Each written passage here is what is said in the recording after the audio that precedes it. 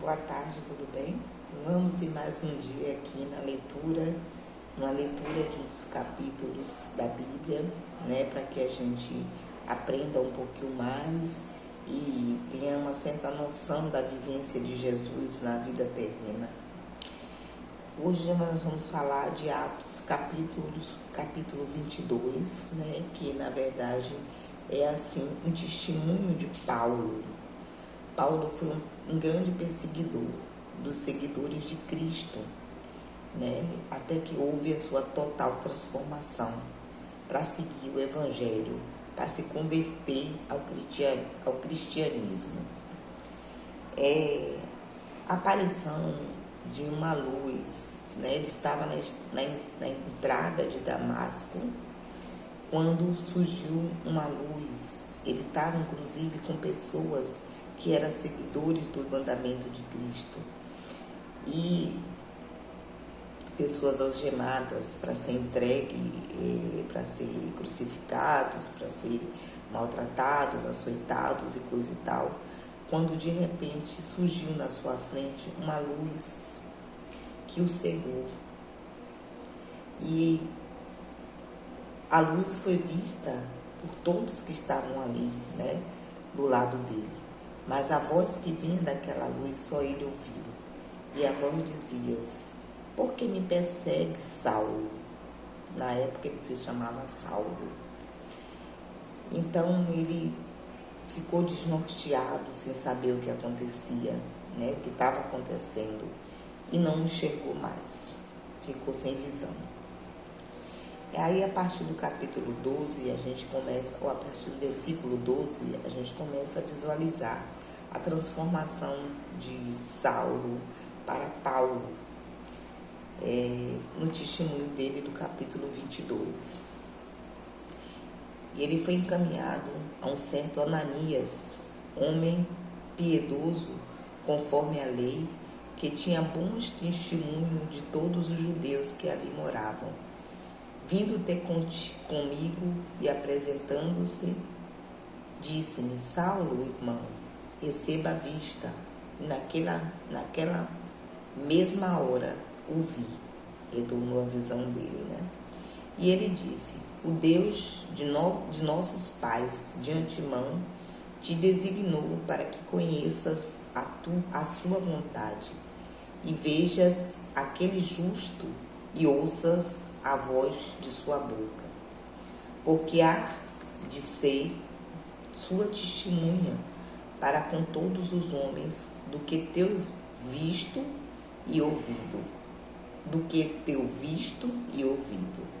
E agora, por que te detens? Levanta-te e batiza-te e lava os teus pecados, invocando o nome do Senhor. E aconteceu que, tornando eu para Jerusalém, quando orava no templo, fui arrebatado para fora de mim.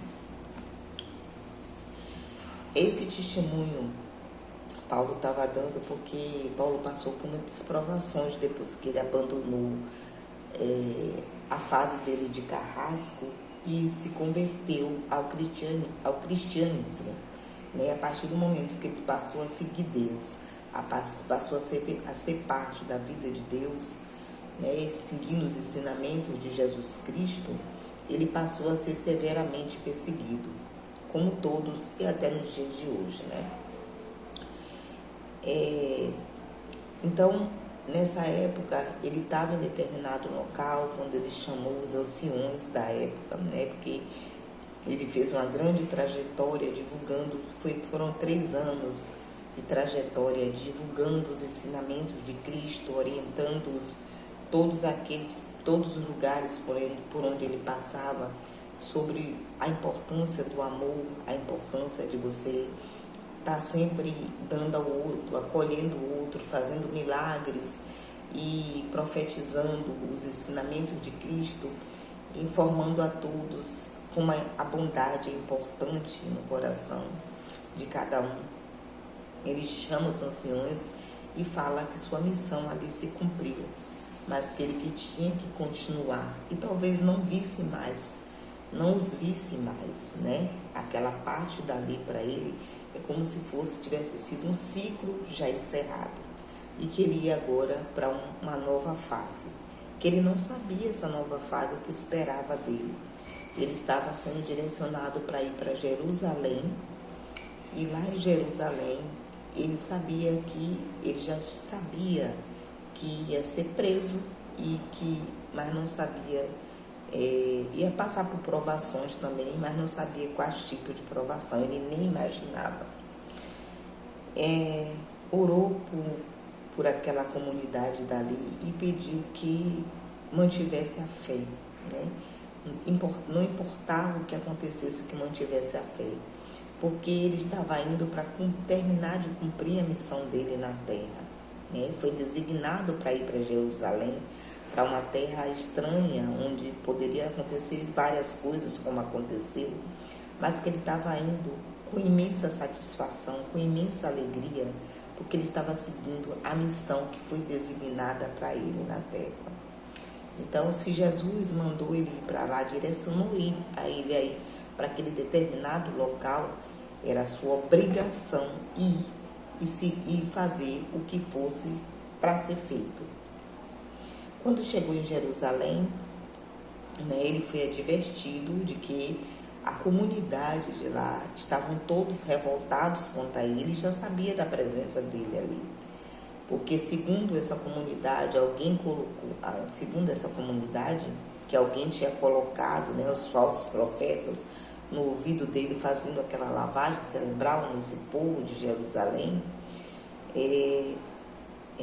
Paulo não estava seguindo os ensinamentos de Moisés, rejeitava a circuncisão. Na época, a circuncisão era uma coisa muito... porque foi orientado até por Deus, né, a Moisés, em certos capítulos da Bíblia, que todos os homens tinham que ser circuncidados. E eles seguiam ainda esses mandamentos de Moisés. Só que algumas coisas se modificaram. E aí eles disseram que Paulo não seguia as leis, era contra a circuncisão, era contra os ensinamentos de Moisés. E a população se revoltou muito com essa situação, se revoltou contra Paulo, queria fazer justiça com as próprias mãos. Mas quando se chegou a lei dos homens até Paulo, e o retirou ali da multidão para que ele não fosse morto através daquela população. E Paulo, na época, com sua sabedoria, informou que era romano e que deveria ter um julgamento justo, porque ele sendo os romanos na época tinham um julgamento justo, não era logo, não tinham que ser logo mortos ou açoitados para dizer o que sabia, para até mentir, mas porque através de sofrimento você acaba até omitindo a verdade, né? O que não seria o caso de Saulo, porque ele era uma pessoa, os profetas de Cristo eram totalmente fidedignos, fiéis a ele. Então, por mais, mesmo que a morte estivesse ali presente, eles iam estar sempre honrando o nome de Cristo, fosse aonde fosse.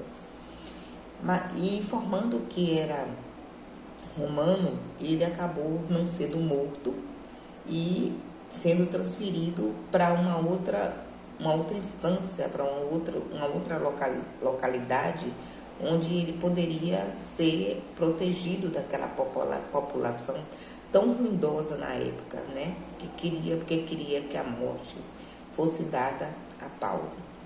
Paulo pediu então para fazer um esclarecimento àquela população, né? Para informar de como ele foi modificado através de Deus. E aí esse capítulo 22 fala exatamente sobre isso, sobre a confissão, o testemunho de Paulo perante aquele povo de Jerusalém, para ver se amenizava aquela raiva, aquele conflito, porque de uma certa forma tinha alguns que aceitavam Paulo porque já estava seguindo Cristo conforme o cristianismo, mas a maioria era contra ele porque queria seguir os mandamentos de Moisés. E aí Paulo, né, falou, né, do período que ele era um carrasco, que ele perseguia, né, para ver se o povo tomava assim uma consciência do que estava fazendo, né? Ele tentou passar para o povo que o que o povo estava tentando fazer, ele já tinha feito, que era perseguir os seguidores de Jesus, era maltratar, era matar, era sequelar, era açoitar, e que quando ele passou a aceitar Cristo, aquilo tudo modificou. Ele teve uma mudança inimaginável, uma mudança total, uma transformação total. Tanto que a partir do capítulo 12, ele informa, né, da visão, né, que perdeu, e que Ananias, que era um grande homem, seguidor também dos ensinamentos de Jesus, passou a orientar ele, e através de Deus ele teve essa grande transformação. Então Saulo passou a ser Paulo, porque até o nome ficou para trás, modificou o ciclo, né, que ele tinha passado de ser uma pessoa tão ruim, tão perseguidora, ficou lá junto com o nome dele, e ele passou a ter um outro nome e uma outra direção. O que eu quero falar nos dias de hoje é que qualquer um pode passar por essa transformação. Você vê que as pessoas que seguiam Jesus eram pessoas que eram como eu, como qualquer um de nós, mas que através dos ensinamentos de Cristo, através dessa aceitação, porque teve um grande detalhe, né? Jesus, quando pegou Paulo, ele fez essa transformação, e talvez porque tinha visualizado em Paulo, visto através do coração de Paulo, que ele merecia sair daquela vida de estar maltratando, né? Ele viu através de Paulo, né, mesmo ele sendo aquele carrasco, que ele poderia ser uma pessoa boa, que ele poderia servir para os propósitos de Deus na vida terrena. E foi o que aconteceu, né? Paulo foi um dos discípulos de Cristo, maravilhoso, que fez coisas maravilhosas, que manteve sua fé em todos os momentos, né? E onde era direcionado para ir, ia, sem argumentar. Todas as provações que passou, sempre aceitou com alegria no coração, porque sabia que aquilo ali era a sua missão. É isso que nós devemos ver hoje, atualmente, né? Que a nossa crença em Deus deve ser mais forte do que qualquer provação. As provações dos nossos cotidianos não são de agora, são de épocas passadas, né? Todos os discípulos de Cristo passaram por provações, né? E aí cabe a nós, né, a nos direcionarmos a esse caminho, né? O caminho que todos eles seguiram, aceitar nossas provações com alegria, porque essas provações são provisórias, não são permanentes, né? Você vê que Paulo passou por isto e deu testemunho dele, mas ele foi para outra área para ser protegido, né? E já tinha sido várias outras provações ele já tinha tido, né? E conseguiu sair com a ajuda de nosso Senhor Jesus Cristo, né? Que é todo poderoso e tudo pode. O poder e toda a glória está com ele. Então que isso sirva de lição para a gente, né? Que a gente aprenda a aceitar as provações como se fossem um teste de Jesus para testar a nossa fé e nos mantermos na fé até os últimos minutos, faltando pouco tempo para você querer desistir.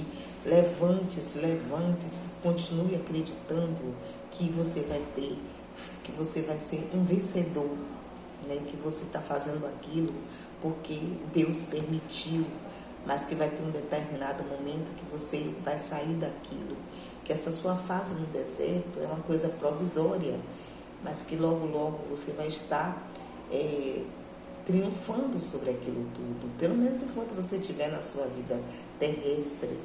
E de acordo com o seu caminho, você vai conseguir sua vida eterna, porque a vida não é só aqui na Terra. A gente tem muita coisa para seguir adiante depois da vida terrena. A gente tem que estar fazendo as coisas certas agora, para que quando chegar o nosso destino, a gente ter cumprido uma grande parte da nossa missão, como todos os discípulos de Cristo cumpriu, né, a sua missão na Terra. Nós não sabemos até onde vai dar, né, até onde nós vamos ser provados, mas que essas provações sejam respeitadas, sejam aceitas com dignidade, como eles aceitavam, sejam feitas conforme a vontade de Deus. E o tempo, conforme também o tempo de Deus. Né? E a gente apenas tem que aceitar, glorificar a Deus, agradecer, aprender através desses ensinamentos. Aí, voltando ao testemunho de Paulo, a população não deu muito crédito a esse testemunho. Era como se ele nada tivesse falado, mas ele já sabia, porque ele já tinha sido orientado que mesmo ele falando de toda a mudança que ele teve, que ele ninguém ia dar ouvidos a ele. O povo estava muito disseminado pela magia ruim, né? Pelo intuito ruim, pelo inimigo. Então, quando você não tem uma abertura, uns olhos abertos, né? Como foi aberto os olhos de Paulo, né? Como você tem seus olhos cobertos pelas coisas ruins, é difícil de você aceitar, né, determinadas coisas. Então, o testemunho de Paulo, que foi um testemunho tão lindo de transformação, né, que ele aceitou tão de bom grado essa transformação na vida dele, e que correspondeu à expectativa de Deus, porque Deus já sabia disso, porque ele sabe de todas as coisas, né? Ele é onisciente, ele sabe de tudo. Ele já sabia que Paulo ia ter essa boa receptividade. Mas quando você tem, hoje atualmente, nós temos o livre-arbítrio, Deus sabe também da gente, mas a escolha é nossa. Se você aceita, né, fazer parte desse caminho de Cristo, as coisas com certeza, por mais provações, percalços que você tenha na sua vida diária, as coisas vão ser amenizadas, porque Cristo está ali sempre à sua frente para lhe estender a mão e lhe tirar desse deserto. Em determinado momento você vai sair. A gente não sabe por quanto tempo, né? Não sabemos. 40 anos de deserto, como Moisés? Não, de jeito nenhum. Isso depende de cada um de nós, né? Que isso sirva de lição, que a gente aprenda a respeitar, né, esses momentos de provações, que a gente aprenda a recebê-los com alegria, que a gente aprenda a raciocinar que aquilo ali é provisório, não tem uma coisa que seja eterna. A dor não é eterna, a alegria não é eterna na vida terrena, né? A gente tem que passar por provações de equilíbrio. Você só vai ter uma coisa, a felicidade eterna, quando você estiver lá na vida eterna com Deus. Mas aqui na terra, não pense que vai ser só de alegrias ou vai ser só de sofrimento, né? Tudo é equilibrado. Nunca vai permanecer só na alegria, nunca vai permanecer só no sofrimento. Vai ter um equilíbrio das tuas coisas. E a partir daí você vai tirando sempre aprendizados, você vai sempre glorificando a Deus, não só pelas alegrias, mas também pelo sofrimento que você está aqui para aprender. E hoje é só isso, né? Depois a gente vai falando com mais coisinhas, aprendendo, tentando colocar isso no nosso dia a dia, para que o mundo se torne melhor, para que as pessoas se tornem um pouco mais humanas, um pouco mais dedicadas ao cristianismo, como fez Paulo, né? Que se transformou totalmente, e essa transformação depende de cada um de nós. Curta o vídeo, divulgue para que outras pessoas também tenha essa ciência de que só Deus na nossa vida é o correto, é a salvação, pois Deus é o amor e o poder. A Ele toda a honra e toda a glória. Fique com Deus e tenha uma boa tarde.